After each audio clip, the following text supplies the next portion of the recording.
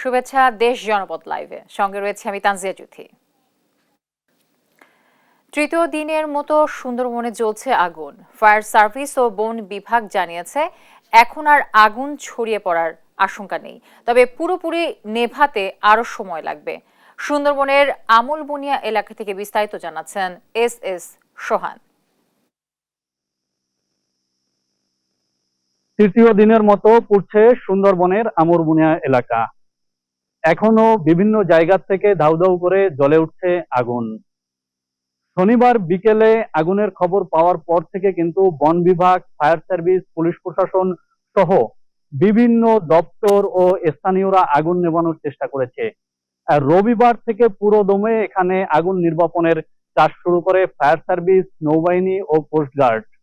আর রবিবার সন্ধ্যায় আসলে আলো স্বল্পতার কারণে এখানে আগুন নির্বাপনের কাজ সমাপ্ত করা হয়। এরপরে আজকে তৃতীয় দিন সোমবার সকালে ফায়ার সার্ভিসের 5টি ইউনিট, নৌবাহিনীর একটি এবং কোস্টগার্ডের একটি ইউনিটের সাথে নৌবাহিনীর অতিরিক্ত আরো 2টি ইউনিট যোগ দিয়েছে এই আগুন নেভানোর কাজে, এবং পুরো দমে এই সুন্দরবনের আগুন নেভানোর কাজ করছে। স্থানীয়রা যত্রতত্র প্রবেশ করেছে এবং যে যার মতো আগুন নেভানোর চেষ্টা করেছে। সেই বিষয়টি আজকে কিছুটা সীমাবদ্ধ করা হয়েছে বলে জানিয়েছেন আমাদেরকে মোড়লগঞ্জ উপজেলা নির্বাহী কর্মকর্তা মোহাম্মদ তারেক সুলতান। আজকে সকাল 6টা থেকে আবার অগ্নি নির্বাপন কাজ আরম্ভ হয়েছে। আজকে আমাদের ফায়ার সার্ভিসের পক্ষ থেকে fire service and civil defence এর পরিচালক অপারেশন লেফটেন্যান্ট কর্নেল কাজুল সাহেব আমাদের সাথে যোগদান করেছেন। তার নেতৃত্বে ফায়ার সার্ভিসের 5টি টিম কাজ করছে। পাশাপাশি নৌবাহিনীর একটি টিমের সাথে আরো 2টি টিম যোগ করেছে। আজকে নৌবাহিনীর মোট 3টা টিম কাজ করছে। এছাড়া আমাদের ফরেস্ট বিভাগ এবং আমাদের বনরক্ষী ভিটিআরটি এবং আমাদের যে স্বেচ্ছাসেবক রয়েছে, ইউনিয়ন পরিষদের গ্রাম পুলিশ রয়েছে, তারা সবাই কাজ করছে। আমরা আশা করছি আজকে অতি দ্রুত আমরা একটি ফলাফল পাবো। সুন্দরবনের আমরবুনিয়া এলাকা থেকে আমার কাছে এই ছিল আগুনের সর্বশেষ। এস সোহান, দেশ টিভি, বাগেরহাট। আমাদের সহকর্মী এস সোহান আমার সাথে যুক্ত হয়েছিলেন। শিক্ষক নাদির জুনায়েদের বিরুদ্ধে যৌন হয়রানি তদন্তে দৃশ্যমান অগ্রগতি না হওয়ায় সংবাদ সম্মেলন করছে ঢাকা বিশ্ববিদ্যালয়ে গণসংযোগ ও সাংবাদিকতা বিভাগের শিক্ষার্থীরা। দর্শক, আমরা সরাসরি চলে যাচ্ছি সেখানে। তদন্ত চলাকালে বা অভিযোগ নিষ্পত্তি না হওয়া পর্যন্ত সকল ধরনের একাডেমিক কার্যক্রম থেকে নাদির জুনায়েদকে বিরত রাখা। বিশ্ববিদ্যালয়ের দৃশ্যমান কোনো পদক্ষেপ পরিলক্ষিত না হয় ওই দিন বিক্ষুব্ধ শিক্ষার্থীরা এর পরের দিন অর্থাৎ ওই সোমবার অভিযুক্ত শিক্ষকের কক্ষ এবং বিভাগের সকল শ্রেণীকক্ষ তালাবদ্ধ করে ক্যাম্পাসে বিক্ষোভ কর্মসূচি চালিয়ে যায়। একই দিন দুপুরে নিরপেক্ষ এবং নির্মল তদন্ত সাপেক্ষে দ্রুত বিচারের দাবিতে বিভাগের সকল শিক্ষার্থীর স্বাক্ষর সম্বলিত একটি আবেদনপত্র মাননীয় উপাচার্যের কাছে জমা দেওয়া হয় এবং শিক্ষার্থীরা উপাচার্যের বাসভবনের সামনে অবস্থান নেন। এর প্রেক্ষিতে অধ্যাপক নাদির জুনায়েদকে 3 মাসের বাধ্যতামূলক ছুটিতে পাঠায় প্রশাসন। এরপর আমরা গণমাধ্যম সূত্রে জানতে পারি গত 3 মার্চ 2024 তারিখে বিশ্ববিদ্যালয়ের একটি সিন্ডিকেট সভায় অধ্যাপক নাদির জুনায়েদের বিরুদ্ধে ওঠা যৌন হয়রানির অভিযোগ যাচাইয়ে একটি তথ্যানুসন্ধান অর্থাৎ ফ্যাক্ট ফাইন্ডিং কমিটি এবং উদ্দেশ্য প্রণোদিতভাবে মাস্টার্সের ব্যাচের ফলাফল ধস নামিয়ে দেওয়ার অভিযোগে অপর একটি তদন্ত কমিটি গঠন করা হয়। যৌন হয়রানির অভিযোগ তদন্তকারী কমিটিকে 2 সপ্তাহের মধ্যে, আই রিপিট 2 সপ্তাহের মধ্যে প্রতিবেদন জমা দিতে বলা হয়। আমরা অত্যন্ত দুঃখের সাথে লক্ষ্য করছি যে 2 সপ্তাহ তো পরেই থাক, আজ 2 মাস সময় অতিক্রান্ত হয়েছে, কিন্তু এখন পর্যন্ত তদন্তের কোনো অগ্রগতি আমরা সাধারণ শিক্ষার্থীরা দেখতে পাচ্ছি না। সাম্প্রতিক সময়ে দেশের অন্য 2টি পাবলিক বিশ্ববিদ্যালয়ে একই ধরনের অপরাধে অভিযুক্ত শিক্ষকদের বিরুদ্ধে তড়িৎ ব্যবস্থা গ্রহণ করা হলেও আমাদের ঢাকা বিশ্ববিদ্যালয় প্রশাসন তা করতে ব্যর্থ হয়েছে। এর ফলে আমরা গণযোগাযোগ ও সাংবাদিকতা বিভাগের নিপীড়ন বিরোধী শিক্ষার্থীরা তদন্ত প্রক্রিয়া দীর্ঘায়িত করার মাধ্যমে ন্যায় বিচার না পাওয়ার আশঙ্কা করছি। আমরা আরো আশঙ্কা করছি যে বিশেষ করে কোন মহল বিষয়টি ধামাচাপা দিয়ে ভুক্তভোগী শিক্ষার্থীকে ন্যায় বিচার থেকে বঞ্চিত করার চেষ্টা। ঢাকা বিশ্ববিদ্যালয়ে গণযোগাযোগ ও সাংবাদিকতা বিভাগের শিক্ষার্থীরা সংবাদ সম্মেলন করছিল, আমরা সরাসরি সেখানে ছিলাম। ষষ্ঠ উপজেলা নির্বাচনের প্রথম ধাপের প্রচারণা শেষ হচ্ছে আজ। বরিশাল ও কুষ্টিয়ার ভোটের খবর জানাতে সরাসরি যুক্ত হচ্ছেন আমাদের সহকর্মীরা। প্রথমে চলে যাচ্ছে আমি সহকর্মী শফিক মুন্সির কাছে। শফিক, যুক্ত হয়েছেন নিশ্চয়ই আমার সাথে। শফিক, বরিশালে কেমন চলছে প্রচারণা এবং ভোটের সার্বিক পরিবেশ এখন কেমন জানাবেন আমাদের দর্শককে? জ্যোতি, আসলে আপনি যেমনটি বলছিলেন যে নির্বাচনী প্রচারণার কিন্তু একদম শেষ মুহূর্তে বরিশাল সদর এবং বাকেরগঞ্জ উপজেলার প্রার্থীরা এসে পৌঁছেছে এবং আগামী 8 তারিখ বরিশাল সদর উপজেলা এবং বাকেরগঞ্জ একযোগে কিন্তু এই উপজেলা পরিষদ নির্বাচন অনুষ্ঠিত হবে। এবারের নির্বাচন কিন্তু সারা দেশব্যাপী আসলে একটু ভিন্ন আঙ্গিকে আসলে হচ্ছে, কারণ এবার কিন্তু দলীয় মনোনয়ন আসলে বাদ দিয়ে দেওয়া হয়েছে এবং সেক্ষেত্রে বরিশাল সদর এবং বাকেরগঞ্জ এই দুই উপজেলায় তীব্র প্রতিদ্বন্দ্বিতাপূর্ণ একটা নির্বাচন হবার আসলে সম্ভাবনা দেখা দিয়েছে। তো প্রার্থীরা আসলে শেষ দিনে আসলে এসে কেমন প্রচারণা করলো সে ব্যাপারে আমরা বরিশাল সদর উপজেলা একজন চেয়ারম্যান প্রার্থীর সাথে কথা বলবো।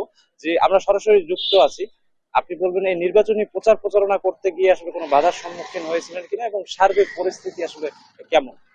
আমরা প্রতিনিয়তই বাধার সম্মুখীন হচ্ছি।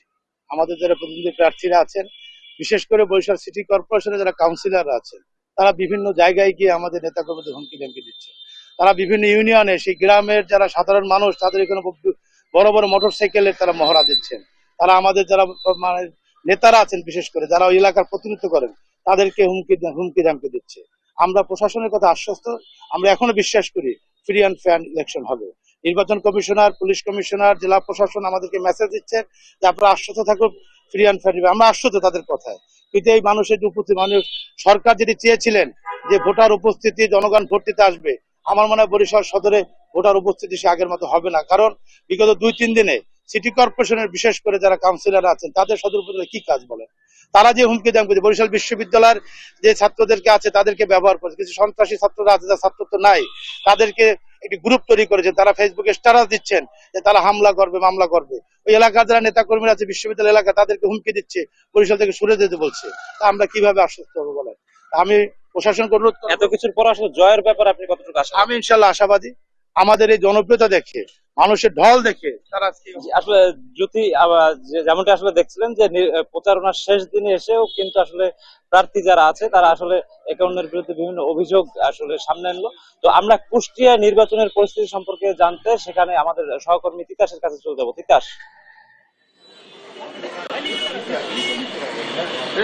ধন্যবাদ শফিক। বরিশালের মতো কুষ্টিয়াও কিন্তু নির্বাচনের প্রচারণার কিন্তু শেষ সময় আজকে, অর্থাৎ আর মাত্র কয়েক ঘন্টা পরে কিন্তু ষষ্ঠ উপজেলার প্রথম ধাপের যে নির্বাচন, সেই নির্বাচনের প্রচারণা শেষ হচ্ছে। প্রার্থীরা কিন্তু শেষ সময়ে এসে ব্যস্ততাই পার করছে, অর্থাৎ ভোটারদের দাঁড়ে দাঁড়ে যাচ্ছেন নির্বাচনী এলাকার এ প্রান্ত থেকে ও প্রান্তে ছুটে বেড়াচ্ছেন। আমি রয়েছি কুষ্টিয়া সদর উপজেলায়, এখানে 2জন চেয়ারম্যান প্রার্থী এবং 2জন ভাইস চেয়ারম্যান প্রার্থী এবং 2জন মহিলা ভাইস চেয়ারম্যান প্রার্থী প্রতিদ্বন্দ্বিতা করছেন। আমি রয়েছি এখানে চেয়ারম্যান প্রার্থী, বর্তমান চেয়ারম্যান এবং এবারও চেয়ারম্যান পদপ্রার্থী আতাউর রহমান আতা তার নির্বাচনী প্রচারণা চালাচ্ছেন। অর্থাৎ এই যে শেষ সময়ে এসে প্রার্থীদের কিন্তু ব্যস্ততা বেড়েছে, অর্থাৎ আর কয়েক ঘন্টা পরেই কিন্তু নির্বাচনী প্রচারণা শেষ হচ্ছে। আসলে আমি একটু কথা বলতে চাই চেয়ারম্যান পদপ্রার্থী এবং বর্তমান চেয়ারম্যান তিনি। আপনার এই যে নির্বাচন, আজকে রাত 12টার সময় নির্বাচনী প্রচারণা শেষ হচ্ছে, আসলে জয়ের ব্যাপারে কতটুকু আশাবাদী এবং জয়লাভ হলে, এই যে কুষ্টিয়া শহরে আমরা দেখেছি কুষ্টিয়া সদর উপজেলায় কিছু ইউনিয়নে কাইজি হয়, অর্থাৎ মারামারি হয়, এগুলো নিয়ন্ত্রণে কি পদক্ষেপ নেবেন জনগণকে? ধন্যবাদ সুন্দর একটি প্রশ্ন করার জন্য। ষষ্ঠ উপজেলা নির্বাচন প্রথম ধাপে কুষ্টিয়া সদর উপজেলা তার ভিতরে আছে। আমি নির্বাচনে প্রতিদ্বন্দ্বিতা করছি বর্তমান চেয়ারম্যান হিসাবে। আমি এখানে জয়ের ব্যাপারে অবশ্যই আশাবাদী। আর আপনি যে প্রশ্নটা করেছেন যে এখানে আসলে কুষ্টিয়া সদরের একটি অন্য একটি কালচার আছে, সেই কালচারটি হলো 13টি ইউনিয়ন এবং কুষ্টিয়া যে পৌরসভার 21টি ওয়ার্ড মিলে আমাদের এই সদর আসন এবং উপজেলাও কিন্তু একটি। সেখানে কয়েকটি ইউনিয়নে এবং ম্যাক্সিমাম ইউনিয়নে স্বাধীনতা পরবর্তী আসলে অনেক মানুষের প্রাণ গিয়েছে। আমাদের কুষ্টিয়ার প্রাণের মানুষ, কুষ্টিয়া উন্নয়নের উপকার জননেতা মাহবুবুল আলম হানিফ 2014 সালে মাননীয় প্রধানমন্ত্রী এবং বাংলাদেশ আওয়ামী লীগ নমিনেশনের মধ্য দিয়ে এই কুষ্টিয়ার এই যে সামাজিক যে ক্লোহল, এই সামাজিক যে দাঙ্গা, এইটার বিষয় আসলে উনি দল বল নির্বিশেষে এবং বাংলাদেশ আওয়ামী লীগের ইউনিয়ন পর্যায়ে বা ওয়ার্ড পর্যায়ে বা থানা পর্যায়ের যে নেতাকর্মী যারা এই দাঙ্গা এবং এই কায়দার সঙ্গে জড়িত তাদেরকেও কিন্তু উনি ছাড় দেননি। উনি কিন্তু আইনে সোপর্দ করেছেন। এখন দু একটি ইউনিয়নে আসলে এখনো দু এক জায়গায় এই সামাজিক দাঙ্গা আছে। এটা আমার মনে হয় অচিরেই জননেতা মাহবুবুল আলম হানিফ এবং আমি উপজেলা পরিষদের মধ্য দিয়ে এগুলাকে নিরসন করবো ইনশাআল্লাহ। যেমনটি শুনছিলেন, আসলে এইরকম প্রতিশ্রুতির মধ্য দিয়েই কিন্তু ষষ্ঠ উপজেলা প্রথম ধাপে যে প্রচারণা সেটা কিন্তু শেষ হচ্ছে। অর্থাৎ কুষ্টিয়ায় দুইজন চেয়ারম্যান পদপ্রার্থী প্রতিদ্বন্দ্বিতা করছেন। একজন হচ্ছে বর্তমান চেয়ারম্যান আতাউর রহমান আতা, তিনি আনারস প্রতীক নিয়ে নির্বাচনে লড়ছেন, এবং আরেকজন হচ্ছে আল মামুন, তিনি মোটরসাইকেল প্রতীক নিয়ে নির্বাচনে লড়ছেন। আমি এতটুকু বলতে পারি, শেষ সময় এসে কিন্তু প্রচারণায় ব্যস্ত সময় পার করছেন প্রার্থীরা। এই ছিল কুষ্টিয়া থেকে আমার কাছে উপজেলা নির্বাচনের প্রচার নিয়ে সর্বশেষ খবর। জ্যোতি। কুষ্টিয়া থেকে নাহিদ হাসান তিতাস এবং বরিশাল থেকে শফিক মুন্সি যুক্ত ছিলেন আমার সাথে।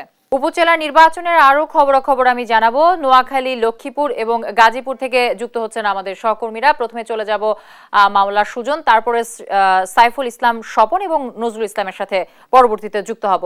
আমি চলে যাচ্ছি নোয়াখালীতে আছেন আমাদের সহকর্মী মাওলা সুজন। সুজন, নির্বাচনী প্রচারণার খবর কি আছে আপনার কাছে এবং প্রার্থীদের কোনো অভিযোগ আপনার কাছে মিলেছে কিনা জানাবেন।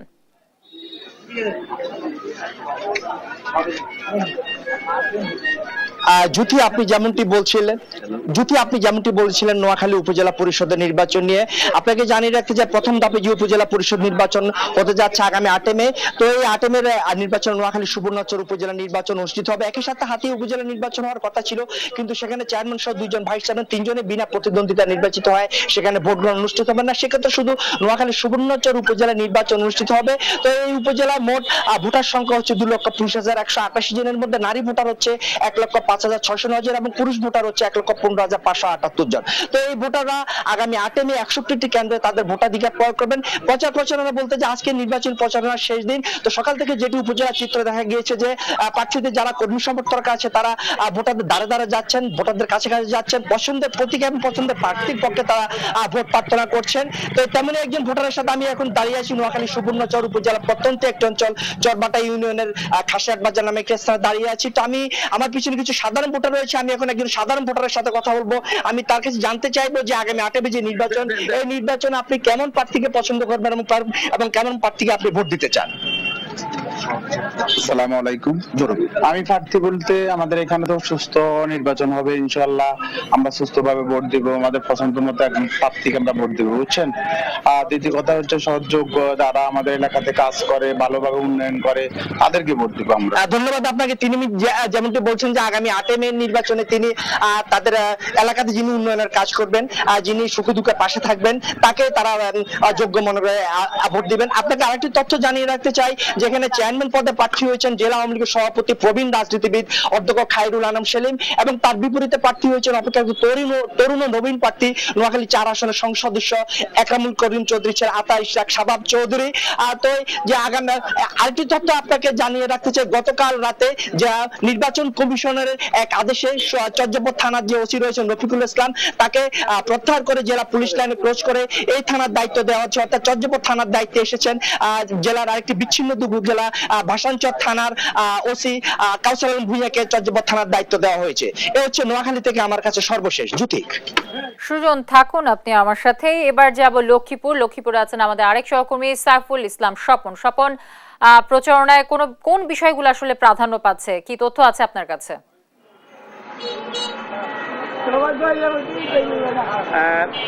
আমরা এই মুহূর্তে আছি লক্ষ্মীপুরের কমলনগর উপজেলা হাজিয়াট বাজারে। তো লক্ষ্মীপুরের কমলনগর এবং রামগতি উপজেলায় 8 মে অনুষ্ঠিত প্রথম ধাপে উপজেলা নির্বাচন অনুষ্ঠিত হবে। আর নির্বাচন প্রচারণার শেষ দিন লক্ষ্মীপুরের কমলনগর উপজেলার 5 জন চেয়ারম্যান প্রার্থী এবং রামগতি উপজেলার 4 জন চেয়ারম্যান প্রার্থী সহ 5 জন চেয়ারম্যান প্রার্থী বা চেয়ারম্যান মহিলা বা চেয়ারম্যান তারা প্রতিযোগিতা করছে নির্বাচনে জয়লাভ করার জন্য। এই নির্বাচনকে কেন্দ্র করে লক্ষ্মীপুরের যে সব চেয়ারম্যান প্রার্থী বা চেয়ারম্যান প্রার্থী আছে তারা বিভিন্ন জায়গায় গণসংযোগ করছে। আজ যেহেতু প্রচারণা শেষ দিন, আজ 12টা পর্যন্ত তারা প্রচার চালাতে পারবে। এই জন্য তারা এক স্থান থেকে আরেক স্থানে ছুটে চড়ছে, ভোটারদের কাছে যাচ্ছে এবং তাদের কর্মী সমর্থকদের কাছে যাচ্ছে।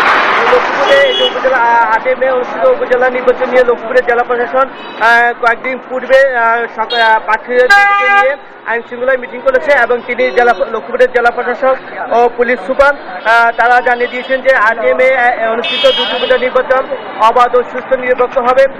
কোনো প্রার্থী যেন তারা কোনো ভোট কেন্দ্র দখল বা জাল ভোট দেওয়ার চিন্তা না করে এবং তিনি উদাহরণ দিয়েছেন যে লক্ষ্মীপুরে অনুষ্ঠিত 28 এপ্রিল যে 5টি ইউনিয়ন পরিষদ নির্বাচন অনুষ্ঠিত হয়েছে ওই 5টি ইউনিয়ন পরিষদ নির্বাচনগুলো সুষ্ঠু হয়েছে, সেখানে কাউকে জাল ভোট দিতে দেওয়া হয় না এবং প্রশাসনের ভূমিকার কারণে সেই নির্বাচনগুলো সুষ্ঠু হয়েছে। তিনি আশা প্রকাশ করছেন যে 8 মে নির্বাচন জনগণকে ভোটদানের জন্য আহ্বান জানিয়েছেন। এই নির্বাচনে জনগণ যে রায় দিবে সেই ধরনের প্রার্থীরা নির্বাচিত হবেন। কোনো প্রার্থী যেন প্রভাব বিস্তার করার চেষ্টা না করে এবং তারা যদি কোনো প্রভাব বিস্তারের চেষ্টা করে এবং জাল ভোট দেওয়ার চেষ্টা করে নির্বাচনী আইন অনুযায়ী তাদের বিরুদ্ধে ব্যবস্থা নেওয়া হবে। এবং তারা উদাহরণস্বরূপ জানিয়েছেন যে গত জাতীয় সংসদ নির্বাচনে চট্টগ্রামের একজন এমপি প্রার্থীটা বাতিল করা হয়েছে এবং লক্ষ্মীপুরও কোনো প্রার্থী যদি প্রভাব বিস্তার করার চেষ্টা করে এবং নির্বাচন আচরণবিধি লঙ্ঘন করে তাহলে চেয়ারম্যান প্রার্থী বা চেয়ারম্যান প্রার্থীদেরও মনোনয়ন প্রার্থীটা বাতিল করা হবে বলে হুঁশিয়ারি করে দিয়েছেন। এই লক্ষ্মীপুরের প্রশাসনের বার্তা পেয়ে সব প্রার্থীরা মাঠে নামছে এবং তারা ভোটারদের দাঁড়ে দাঁড়িয়ে ঘুরছে এবং ভোটাররা আশা প্রকাশ করছে যে 8 মে অনুষ্ঠিত নির্বাচনে শান্তিপূর্ণভাবে অনুষ্ঠিত হবে এবং তারা ভোট দিবে। যদি এ ছিল লক্ষ্মীপুরের প্রথম ধাপে নির্বাচনের প্রচারণা শেষ দিন। লক্ষ্মীপুর থেকে সর্বশেষ খবর। স্বপন, যুক্ত থাকুন আপনি আমার সাথে। এবার যাব গাজীপুরে আছেন আমাদের আরেক সহকর্মী নজরুল ইসলাম। নজরুল, নির্বাচনী প্রচারণার কি তথ্য আছে আপনার কাছে এবং কি বলছেন আসলে প্রার্থী এবং ভোটাররা? জ্যোতি, আপনি যেমনটা বলছিলেন, আপনি জানেন যে গাজীপুরের প্রথম ধাপে কিন্তু 3টি উপজেলা নির্বাচনে অংশগ্রহণ করতেছে। এটি হলো কালীগঞ্জ এবং কাপাসিয়া এবং গাজীপুর সদর উপজেলা। এই 3টি ইউনিয়নে কিন্তু ভোটার সংখ্যা হলো আপনার 6,96,743টি এবং এখানে কিন্তু প্রতিদ্বন্দ্বিতা করছেন চেয়ারম্যান এবং ভাইস চেয়ারম্যান মিলে কিন্তু 34 জন প্রার্থী প্রতিদ্বন্দ্বিতা করছেন এবং এই নির্বাচনকে অবাধ এবং গ্রহণযোগ্য করার জন্য ইতিপূর্বেই কিন্তু প্রশাসনের পক্ষ থেকে নানান ধরনের ব্যবস্থা নিয়েছেন। আমরা দেখেছি বারবার কিন্তু আইন শৃঙ্খলার মিটিং করছেন। আপনার এই নির্বাচনে কিন্তু ঘিরে কিন্তু নিরাপত্তার চাদরে কিন্তু ডেকে ফেলা হবে 3টি উপজেলাকেই এবং জেলা প্রশাসন চাচ্ছেন যে এই নির্বাচনকে অর্থবহ করার জন্য যতটুকু প্রয়োজন তারা কিন্তু ওইভাবেই কিন্তু প্রস্তুতি রেখেছেন। তো আমরা আপনি জানেন যে গাজীপুর সদর এবং কালীগঞ্জ এবং কাপাসিয়া 3টি এই উপজেলা নির্বাচনকে ঘিরে কিন্তু আইন শৃঙ্খলা বাহিনীর ব্যাপক নিরাপত্তা জোরদার করা হয়েছে। পাশাপাশি আপনারা জানেন যে এখানে কিন্তু আজকে রাত 12টার মধ্যরাত থেকে কিন্তু প্রচারণা একদম সম্পূর্ণ বন্ধ হবে। কোনো প্রার্থীর পক্ষে কিন্তু প্রচারণায় নামা যাবে না এবং এখান থেকে কিন্তু সেই জেলা প্রশাসনের মিটিং থেকে কিন্তু এইরকমটাই কিন্তু জানিয়েছেন আমাদের। কিন্তু এখানে আমরা দেখেছি যে শেষ মুহূর্তের প্রচারণায় কিন্তু ব্যস্ত সময় পার করছেন প্রার্থীরা এবং আমরা দেখেছি যে কালীগঞ্জ, কাপাসিয়া এবং সদর উপজেলার সবকটা প্রার্থী কিন্তু ব্যস্ত সময় পার করছেন। তারা কিন্তু সেই ভোর থেকে উঠে মানুষের ধারে ধারে যাচ্ছেন এবং বিভিন্ন উন্নয়নের যে প্রতিশ্রুতি সেটা কিন্তু দিচ্ছেন। এখানে কিন্তু দলীয়ভাবে নির্বাচন না করার ফলে কিন্তু যারা এখন নির্বাচন করছেন দলীয়ভাবে, যারা চেয়ারম্যান নির্বাচন হয়েছিলেন তারা কিন্তু একটু ব্যাক পেতে হচ্ছে এবং এখানে কিন্তু প্রতিদ্বন্দ্বিতা নিজেদের মধ্যেই হচ্ছে। এটা নিয়েই কিন্তু তারা বলছেন যে এখানে নিজেদের মধ্যে প্রতিযোগিতা হচ্ছে এবং পাশাপাশি অন্য প্রার্থী যারা রয়েছেন তারাও কিন্তু আপনার সকাল থেকেই আমরা দেখেছি যে মানুষের সাথে কথা বলা এবং বিভিন্ন গুরুত্বপূর্ণ যে পয়েন্টগুলো রয়েছে সেই সমস্ত জায়গায় কিন্তু তারা অবস্থান নিয়েছেন এবং মানুষের সাথে কথা বলছেন। তো এইভাবেই গাজীপুরের 3টি উপজেলার যে প্রার্থী রয়েছেন 34 জন প্রার্থী কিন্তু সকাল থেকেই আপনার আজকে শেষ মুহূর্তের যে প্রচারণা সেই শেষ মুহূর্তের প্রচারণায় কিন্তু ব্যস্ত সময় পার করছেন। জ্যোতি, আপনি জানেন যে গাজীপুর একটি গুরুত্বপূর্ণ জেলা হওয়ায় এই জেলা উপজেলা নির্বাচনগুলো অত্যন্ত গুরুত্বপূর্ণ। এই কারণে কিন্তু সব প্রার্থীরা কে কার দখলে বল নিবে সেটাই কিন্তু ব্যস্ত সময় পার করছেন। তো এই ছিল আমার কাছে গাজীপুর সদর উপজেলা থেকে সর্বশেষ। জ্যোতি, গাজীপুর থেকে নজরুল ইসলাম, লক্ষ্মীপুর থেকে সাইফুল ইসলাম স্বপন এবং নোয়াখালী থেকে মাওলা সুজন আমাদের সহকর্মীরা যুক্ত ছিলেন এবং নির্বাচনী প্রচারণার খবর জানাচ্ছিলেন। ফিলিস্তিনে ইসরায়েলি বর্বরতার প্রতিবাদে সব শিক্ষা প্রতিষ্ঠানে বিক্ষোভ সমাবেশ করছে ছাত্রলীগ। দর্শক এই বিষয়ে জানাতে সরাসরি যুক্ত হচ্ছেন ময়মনসিংহ থেকে সহকর্মী ইলিয়াস আহমেদ, সাতক্ষীরা থেকে শরীফুল্লাহ কায়সার সুমন এবং যশোর থেকে ইন্দ্রজিৎ রায়। আমি প্রথমে চলে যাচ্ছি ময়মনসিংহে আছেন আমাদের সহকর্মী ইলিয়াস। ইলিয়াস, ছাত্রলীগের বিক্ষোভ সমাবেশ শুরু হয়েছে কিনা এবং কি বলছেন আসলে নেতাকর্মীরা? ধন্যবাদ। কিছুক্ষণের মধ্যেই ছাত্রলীগের যে কেন্দ্রীয় কর্মসূচি রয়েছে সেই কর্মসূচির অংশ হিসেবে আনন্দমোহন বিশ্ববিদ্যালয় কলেজ শাখা ছাত্রলীগের কর্মসূচিটি কিন্তু শুরু হবে। অর্থাৎ এই কলেজ শাখা ছাত্রলীগের নেতৃবৃন্দরা তারা কিন্তু জড়ো হচ্ছেন এবং জেলা ছাত্রলীগের সভাপতি আলামিন হোসেন সহ অন্যান্য নেতৃবৃন্দ যারা আছেন তারা কিন্তু এখানে আসার পরেই তাদের যে কর্মসূচি সেই কর্মসূচিটি শুরু হবে বলে আমাদেরকে জানিয়েছেন।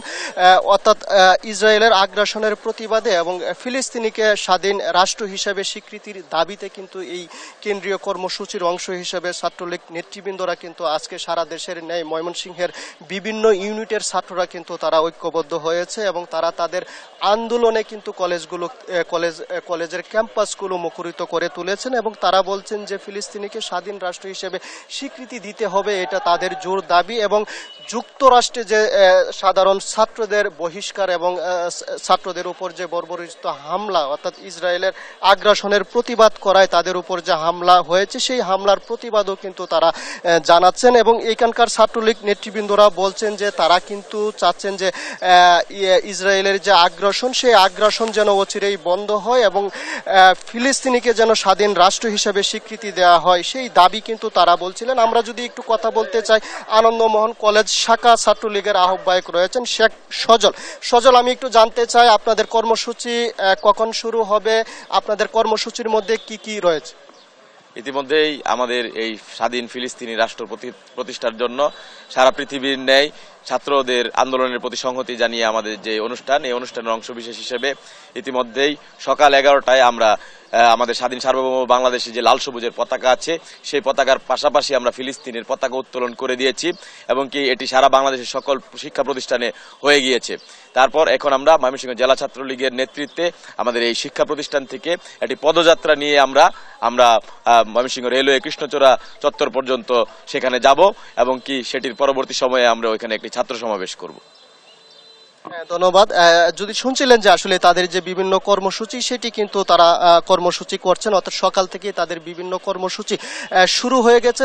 কিছুক্ষণের মধ্যে তাদের যে পদযাত্রা রয়েছে সেই পদযাত্রা কিন্তু কিছুক্ষণের মধ্যেই শুরু হবে সেই বিষয়টি তারা বলছিলেন এবং আমরা জানি যে মহানগর ছাত্রলীগের উদ্যোগেও কিন্তু আজকে বিকালে আরেকটি কর্মসূচি ময়মনসিংহের থেকে সেই কর্মসূচিটির আয়োজন করা হয়েছে এবং সেখানে সেই কর্মসূচিটি সেখান থেকেই কিন্তু শুরু হবে। আমরা আরেকজন ছাত্রনেতার সাথে একটু যুক্ত হতে চাই, জানতে চাই এই যে আন্দোলন সেই আন্দোলন আসলে কতটুকু জোরালো হয়েছে আপনি মনে করেন? বাংলাদেশ ছাত্রলীগ কার্যনির্বাহী সংসদের সংগ্রামী সভাপতি হোসেন সাদ্দাম ভাই এবং সাধারণ সম্পাদক শেখ ওয়ালি আসিফ ইনান ভাইয়ের নির্দেশনায় বাংলাদেশ ছাত্রলীগের প্রতিটি জেলায় প্রতিটি ইউনিট সক্রিয়ভাবে এই আন্দোলন অংশগ্রহণ করছে এবং এই পদযাত্রা ছাত্র সমাবেশ সঠিকভাবে সম্পন্ন করবে। ধন্যবাদ। আসলে শুনছিলেন যে ছাত্রলীগের পাশাপাশি সাধারণ ছাত্র শিক্ষক যারা আছেন তারা কিন্তু এই আন্দোলনে সম্মতি জানিয়েছেন, সেই বিষয়টি ছাত্রলীগ নেতৃবৃন্দ বলছিলেন এবং তাদের যে আন্দোলন সেটি অব্যাহত থাকবে বলেও তারা আমাদেরকে জানিয়েছেন। এই ছিল আমার কাছে ময়মনসিংহ থেকে সর্বশেষ তথ্য। দর্শক, এই বিষয়ে জানতে আমরা এখন চলে যাব সাতক্ষীরায়, সেখান থেকে যুক্ত হবেন আমাদের সহকর্মী শরীফুল্লাহ কায়সার সুমন। ইলিয়াস, ধন্যবাদ আপনাকে। আমি দাঁড়িয়ে আছি সাতক্ষীরা পলিটেকনিক ইনস্টিটিউটের সামনে। আপনি দেখতে পাচ্ছেন যে এখানে কিন্তু বাংলাদেশ ছাত্রলীগের পলিটেকনিক ইনস্টিটিউটের নেতাকর্মীরা সমবেত হয়েছে। প্যালেস্টাইনের গাজায় যে গণহত্যা চলছে, যে শিশু এবং সাধারণ মানুষকে নির্বিচারে গণহত্যা চালানো হচ্ছে তার প্রতিবাদে বাংলাদেশ ছাত্রলীগের এই ইউনিটের নেতাকর্মীরা কিন্তু সমবেত হয়েছে এবং তারা কিন্তু এই বিষয়ে কথা বলছে এবং একই সাথে স্লোগান দিয়ে যাচ্ছে। এখানে বাংলাদেশ ছাত্রলীগের জেলা কমিটির নেতৃবৃন্দ কিন্তু উপস্থিত হয়েছে, একই সাথে তারাও কিন্তু সংহতি জ্ঞাপন করে তারা এখানে কথা বলছেন। তারা সকাল থেকে কিন্তু এই প্যালেস্টাইনের পক্ষে স্বাধীন ফিলিস্তিনের দাবিতে তারা কিন্তু আজকে একেবারে সাহসী উচ্চারণ করে যাচ্ছে যে এখানকার ছাত্র জনতার একই দাবি, সেটি হচ্ছে যে স্বাধীন ফিলিস্তিন এবং সেখানকার নিষ্ঠুর গণহত্যা যে কোনো মূল্যে বন্ধ করতে হবে। যে কারণেই কিন্তু আজকে এখানে ছাত্রলীগের নেতাকর্মীরা সমবেত হয়েছে। আমি ছাত্রলীগের সাধারণ সম্পাদক সুমনকে যুক্ত করছি। আজকের এই কর্মসূচি থেকে আপনাদের দাবি কি? ধন্যবাদ সুমন ভাই। আপনারা অতীতে দেখবেন শিক্ষা শান্তি ও প্রগতির পতাকাবাহী সংগঠন বাংলাদেশ ছাত্রলীগ। আমরা কথা বলছি সভাপতির সাথে, দাবি কি? আমরা চাই free Palestine, stop genocide of Palestine. আমাদের একটাই দাবি যে এই জেনোসাইডটা যেন বন্ধ হয়। আটলান্টিকের উভয় পাশের তরুণ সমাজ জেগে উঠেছে, স্টপ জেনোসাইড তারা চায়, আমরাও তাদের সাথে তাল মিলাচ্ছি, আমরা সেটাই চাই। ইলিয়াস, আমরা কিন্তু স্পষ্ট বার্তা পেলাম, বাংলাদেশ ছাত্রলীগ সাতক্ষীরা জেলা সভাপতি কিন্তু স্পষ্ট জানিয়ে দিলেন তাদের দাবি সুস্পষ্ট যে স্বাধীন প্যালেস্টাইন। স্বাধীন প্যালেস্টাইনের জন্য কিন্তু এক সময় এই বাংলাদেশের সাহসী তরুণরা কিন্তু তাদের পক্ষে যুদ্ধেও অংশগ্রহণের মতো ঘটনাও কিন্তু ইতিপূর্বে আমরা জেনেছি, আমরা কিন্তু তাদেরকে সোচ্চার হতে দেখেছি। এখন নতুন করে আবার বাংলার যে ছাত্র সমাজ, সেই ছাত্র সমাজ কিন্তু এই গণহত্যার বিপক্ষে এবং স্বাধীন ফিলিস্তিনের পক্ষে তারা কিন্তু দাবি তুলেছে, তারা কিন্তু সাহসী উচ্চারণ করছে।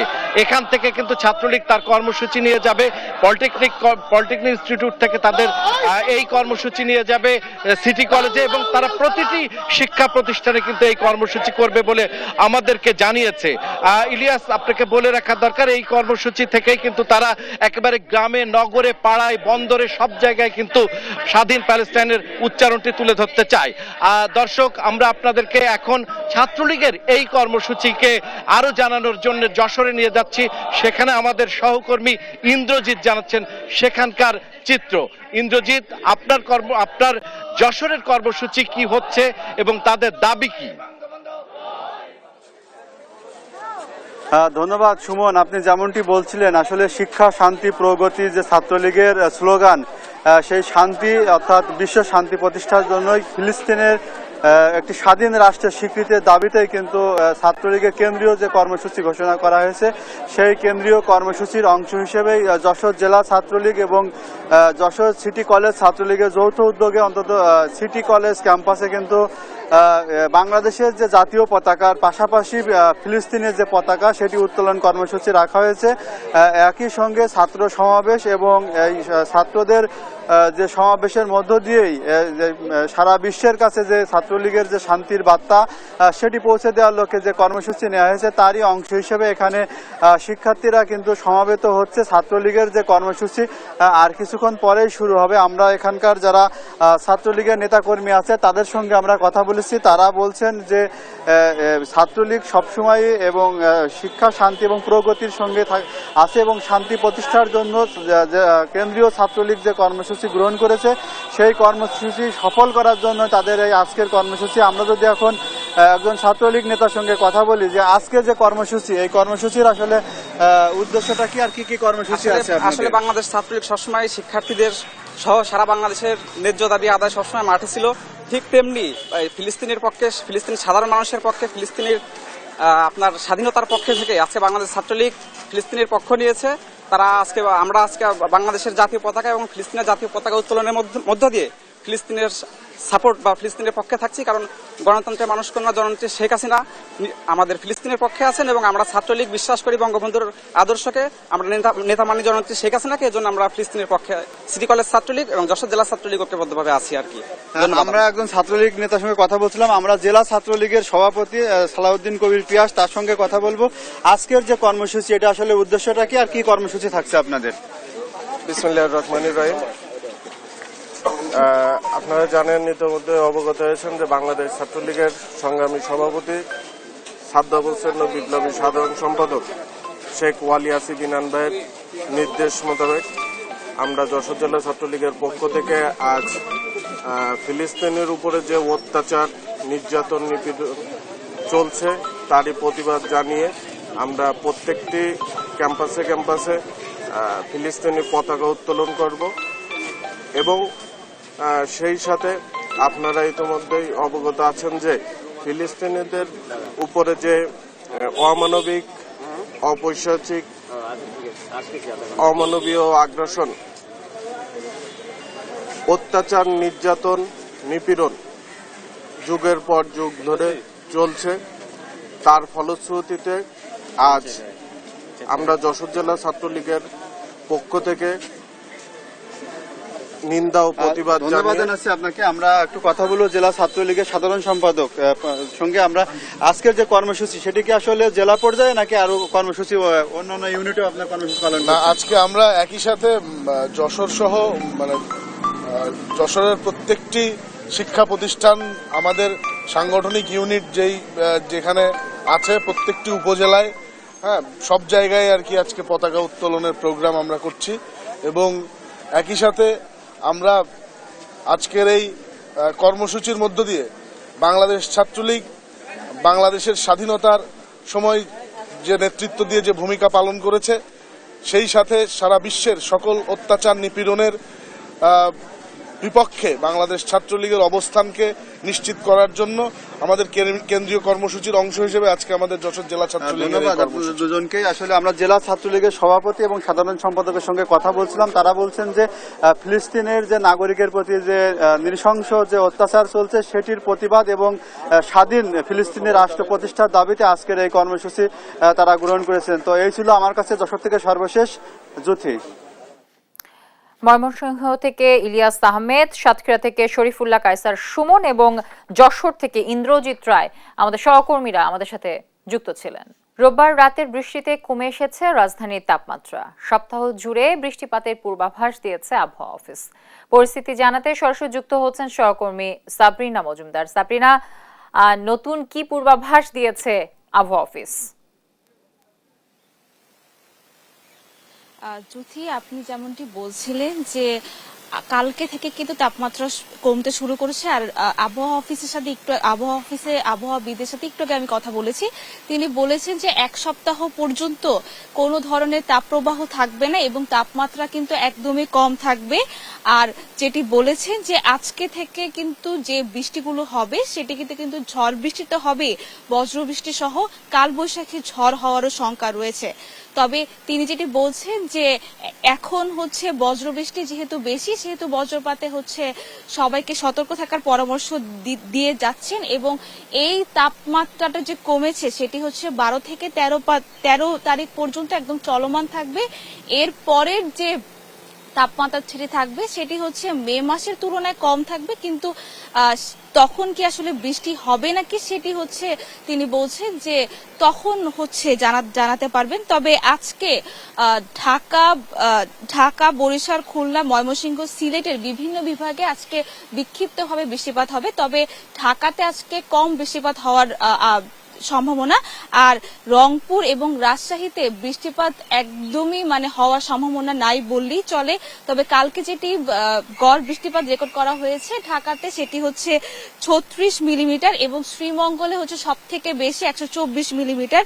তবে এটি হচ্ছে আবহাওয়াবিদরা বলছেন যে এই এক সপ্তাহ জুড়ে আসলে কোনো তাপপ্রবাহ থাকবে না বা তাপমাত্রা হচ্ছে একদমই কম থাকবে। তো এই এক সপ্তাহটা রাজধানীবাসী বা সারা দেশে যেহেতু বিক্ষিপ্তভাবে বৃষ্টিপাত হবে সেহেতু সারা দেশের মানুষই কিন্তু স্বস্তিতে এই সপ্তাহটা কাটাতে পারবেন। এই ছিল সর্বশেষ খবর আবহাওয়া অফিস থেকে। জুথি, আমাদের সহকর্মী সাবরিনা মজুমদার আবহাওয়া অফিস থেকে যুক্ত ছিলেন।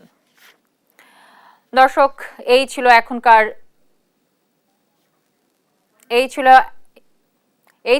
দেশ জনপদ লাইভে। পরে বুলেটিন দেখার আমন্ত্রণ রইল। ধন্যবাদ সবাইকে সাথে থাকার জন্য।